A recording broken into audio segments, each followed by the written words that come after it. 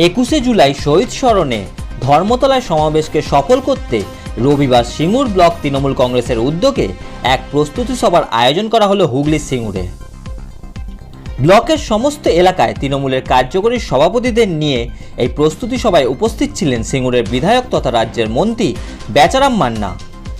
এদিন প্রস্তুতি সভায় তৃণমূল কর্মীদের নির্দেশ দেওয়া হয় সকলে একসাথে হাওড়া স্টেশনে জমায়েত হয়ে একসাথে মিছিল করে ধর্মতলার উদ্দেশ্যে রওনা দেবে।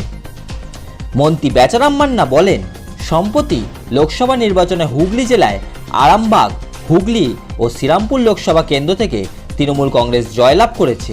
তাই এই 21শে জুলাইয়ের শহীদ স্মরণকে ঐতিহাসিক সভা হিসাবে সিঙ্গুর বিধানসভা 15,000 কর্মীদের নিয়ে যাওয়াই লক্ষ্য।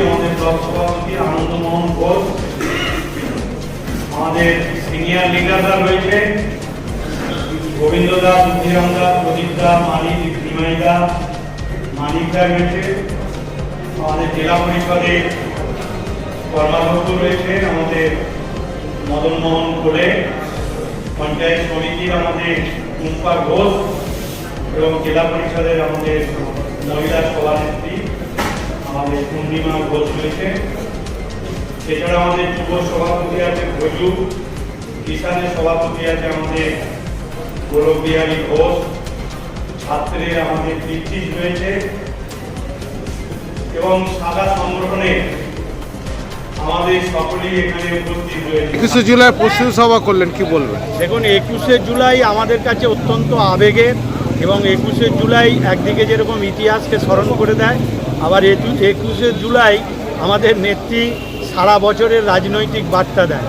তাই এই 21শে জুলাইয়ের সমস্ত কর্মী সমর্থককে কলকাতায় আমরা নিয়ে যাই এবং প্রতি বছরই তার একটা প্রস্তুতি মিটিং থাকে।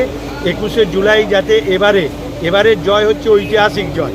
একদিকে লোকসভা নির্বাচনের ব্যাপক জয়, আবার উপনির্বাচনে ব্যাপক সাফল্য।